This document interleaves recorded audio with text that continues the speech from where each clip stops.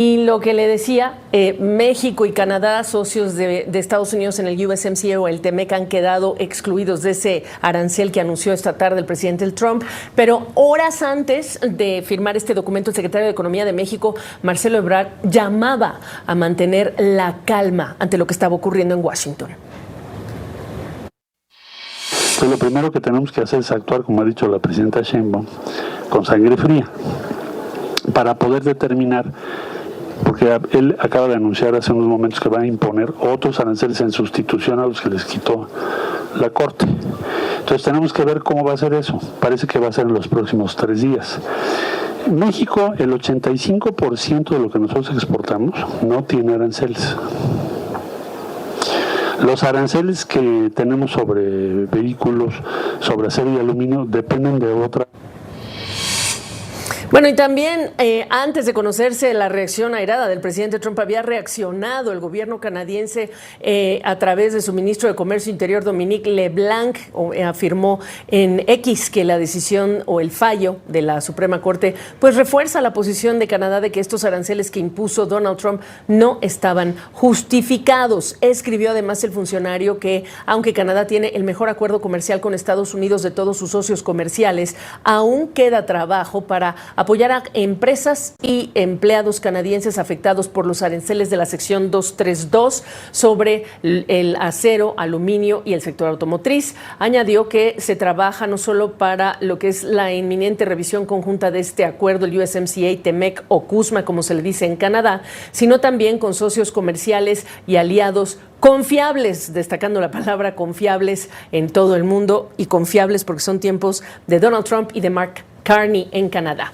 Ya me acompaña esta noche el exsecretario de Economía de México, consultor en esta negociación para el sector privado, Ildefonso Guajardo. Ildefonso, qué gusto saludarte, mucho por preguntarte la verdad. Es un alivio que ni Canadá ni México están incluidos en esta nueva medida, eso es importante. El tipo de sectores que ha dejado por fuera también el presidente Donald Trump, e incluso para países de Centroamérica en el CAFTA-RD también han quedado fuera. Por lo pronto es una buena noticia, ¿no?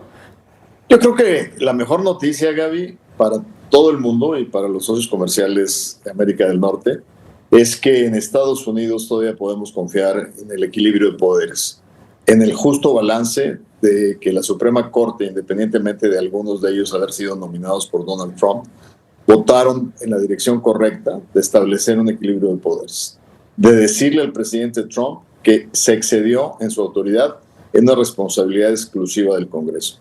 Yo creo que esa señal es una señal muy positiva para los mercados y para el fortalecimiento de la posición de Canadá y México frente a la revisión del TEMEC. Ese yo creo que es la gran ganancia del día. Ahora, si vas al detalle, ¿sí? ya estábamos excluidos, México y Canadá, del IEPA, que fue el que fue definido como ilegal. Lamentablemente, lo que más le pega a México no es el IEPA, lo que más le pega son los aranceles por la 232, como bien lo dijo LeBlanc, donde está ya teniendo efectos devastadores en la industria automotriz y en la industria de autopartes y en la industria del acero. O sea, si tú observas las cifras del empleo en México, ya se empieza a ver los efectos desfavorables de esos aranceles ilegales impuestos por Donald Trump. Ahí la cifra de impacto, 30% de lo que exportamos bajo las reglas del TEMEC está siendo impactado. O sea, solo el 70% se salva de algún tipo de arancel. Y eso pues es muy peligroso para la economía mexicana porque uno de los sectores más importantes, como tú sabes, es el automotriz. Ahora, sin embargo, esta es una buena noticia. Sí, Ajá, adelante, perdona. No, te digo, esa es una buena noticia porque rumbo a la negociación nos da un posicionamiento muy interesante.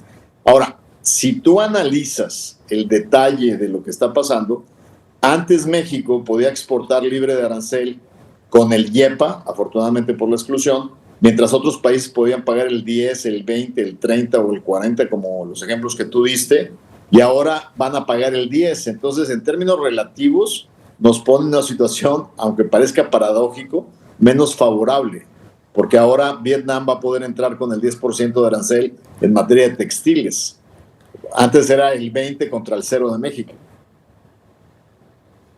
¿Qué punto tan importante? Porque la razón de estar esperando si a México lo incluían o no también tenía que ver con esa ventaja relativa, si es que la conservaba México o no, como destino atractivo de nearshoring, de las empresas que quieren reubicar e invertir en digamos, ladrillos, en plantas y crear empleos.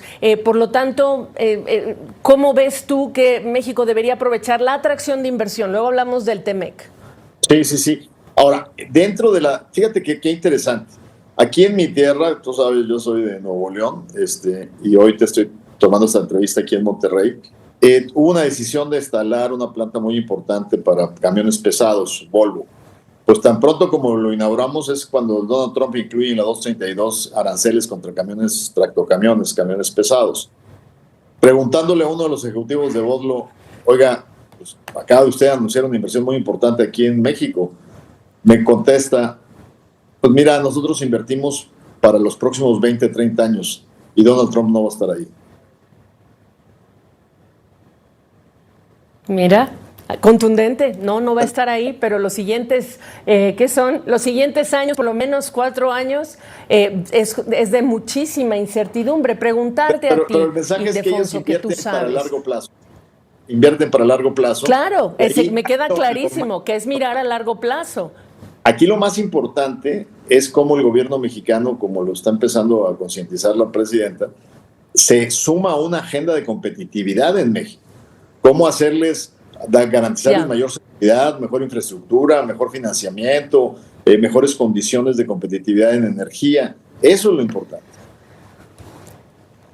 Y el paso al que se tiene que hacer, Ildefonso, tú lo has hablado conmigo aquí, o sea, está muy bien darse cuenta de una cosa, el siguiente reto es hacer porque el tiempo apremia y porque México no es el único que necesita de inversiones. Yo te quería preguntar, Ildefonso, tú seguramente sabes, son decenas de compañías las que también están buscando desde México un reembolso una vez que la Suprema Corte ha fallado en contra de estos otros aranceles del presidente Trump. Sin duda. Por ejemplo, los acereros, a pesar del golpetazo que se han llevado con la 232 en acero, están exportando y están absorbiendo conjuntamente con los compradores norteamericanos buena parte del impacto arancelario para no perder posicionamiento de mercado. Entonces, claro que van a buscar la devolución. Hay cientos de millones de dólares que se fueron pagando por culpa de estos aranceles. Yo no soy abogado, pero lo que yo te puedo decir es que el fallo de la Corte al haber declarado ilegal la imposición de las aranceles por YEPA, automáticamente tiene que concluir en que el gobierno está obligado a regresar a esos aranceles. Yo no le veo otra solución. Claro, es complicado, va a tomar tiempo, pero de que tiene que regresar, tiene que regresar.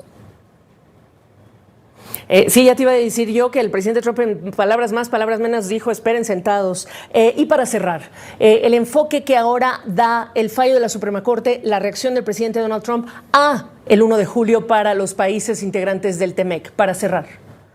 Yo creo que si tú conjuntas todo lo que ha venido pasando, Gabriela, el presidente Trump cayendo en las encuestas en popularidad, la apertura de conflictos en todos los frentes, el ridículo que hicieron en Davos, la confrontación en materia de haber hecho una amenaza que tuvo que echarse para atrás otra vez.